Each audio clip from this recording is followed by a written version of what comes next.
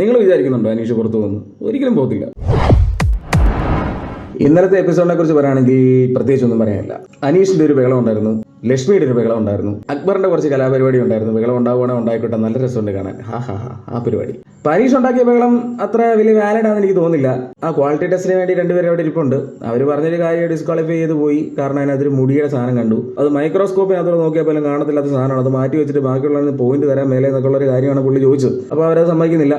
അനീഷിന്റെ ഭാഗത്തു നിന്നൊരു പ്രശ്നം ഉണ്ടാകാൻ നോക്കി നിൽക്കുകയാണ്. ഈയിലെ പോലെ ആൾക്കാരെല്ലാം കൂടിയിട്ട് അനീഷിനെ ആക്രമിക്കാൻ വേണ്ടിയിട്ട് വന്നു. അനീഷ് കുപ്പികൾ തട്ടിമറിക്കുന്നു, വലിച്ചുവാരി എറിയുന്നു, ഓടി നടക്കുന്നു, ചാടി നടക്കുന്നു, മറിയുന്നു. ഇതിനിടയിൽ ലക്ഷ്മി പോയിട്ട് ജിസേലിനെ തൂക്കിയെടുത്ത് ആണി അടിച്ച് ഭിത്തിയെ വെച്ചു. ലക്ഷ്മിയുടെ ചില ഡയലോഗുകളൊന്നും തിരിച്ചൊന്നും പറയാൻ പറ്റത്തില്ലെന്നേ. അമ്മാതിരി ഡയലോഗ് അടിച്ചിട്ട് അങ്ങ് കൊടുത്തിട്ട് അങ്ങ് പോകും. അങ്ങനെ ജിസേൽ എവിടെ ഇങ്ങനെ ഒരു സ്പൂണൊക്കെ ഇട്ട് അതിനകത്ത് ഇളക്കി, എന്നാ ഒന്നും വേണ്ട, മാറി നിൽക്കാം, പറയാനും അറിയത്തില്ല, നിനക്ക് മലയാളം അറിയത്തില്ല എടി, നിനക്ക് ഉരുളക്കിഴങ്ങ് എന്നാന്ന് അറിയത്തില്ലേ, സവാള എന്നാന്ന് അറിയത്തില്ലേ, അങ്ങനത്തെ കുറച്ച് സാധനങ്ങളൊക്കെ. നീ വലിയ ഷോ ഒന്നും കാണിക്കണ്ട.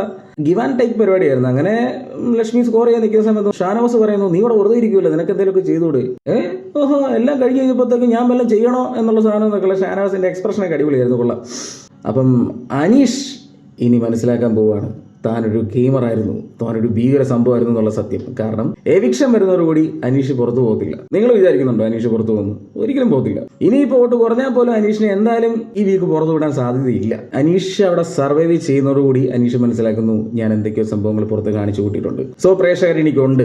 അനീഷിന് ഉറ്റ ചങ്ങാതിയായ ഷാനവാസും മനസ്സിലാക്കും, കൂടെയുള്ള കണ്ടസ്റ്റൻസ് എല്ലാവരും മനസ്സിലാക്കും അനീഷ് പോകാതിരുന്നതിന്റെ കാരണം എന്താ. അനീഷ് ഇത്ര നാളും പിടിച്ചിരുന്നപ്പോൾ തന്നെ അവർക്ക് ഏകദേശം ഒരു സൂചന കിട്ടി. പിന്നെ നമ്മുടെ ആസിഫ് അലിയും നമ്മുടെ ജീത്തു ജോസഫൊക്കെ വന്ന സമയത്ത് തന്നെ അനീഷിനെ അത്യാവശ്യം കെട്ടിപ്പിടിച്ചും അനീഷിന്റെ കുറെ ഡയലോഗുകളൊക്കെ എടുത്ത് അടിച്ചപ്പോഴൊക്കെ അവർക്ക് മനസ്സിലായി, എന്തോ എന്നെ ഇങ്ങനെ പോക്കുന്നത്, ഇവനൊരു കോമഡർ അല്ലേ, മറ്റതല്ല മറിച്ചതല്ല. അപ്പാനിശരത്ത് പറഞ്ഞല്ലോ, ഡേ ഈ ഒരു ധാരണക്കാരാണ്, ഞങ്ങൾ വലിയ സെലിബ്രിറ്റിയാണ്. ഇപ്പൊ സെലിബ്രിറ്റി ആയിട്ടിരുന്ന അപ്പാനിശരത്ത് വീട്ടിൽ ഇരുന്ന് ബിഗ് ബോസ് കാണുകയാണ്. അപ്പൊ എന്തെങ്കിലുമൊക്കെ മിറാക്കിൾ നടക്കും. അപ്പൊ ഇനിയാണ് ഗെയിം, ഞാനതാണ് പറയുന്നത്. അപ്പൊ എപ്പിസോഡ് വിലയിരുത്തി കഴിഞ്ഞ് ഇത്രയൊക്കെ ഉള്ളൂ. പിന്നെ ലാസ്റ്റ് വന്നിട്ട് ഏതാണ്ട് മറ്റേ ബോഡി ലോഷനൊക്കെ കൊണ്ട് നമ്മുടെ അനുമോളുടെ ദേഹത്ത് വെക്കുന്നു, തലകുത്തി മറിയുന്നു, ബെഡ് എടുത്തെറിയുന്നു, തലകണ എടുത്തെറിയുന്നു, അങ്ങനത്തെ കുറച്ച് പരിപാടികളൊക്കെ. ബിഗ് ബോസ് നല്ല എന്തെങ്കിലുമൊക്കെ സാധനങ്ങൾ കൊണ്ടുപോവാ.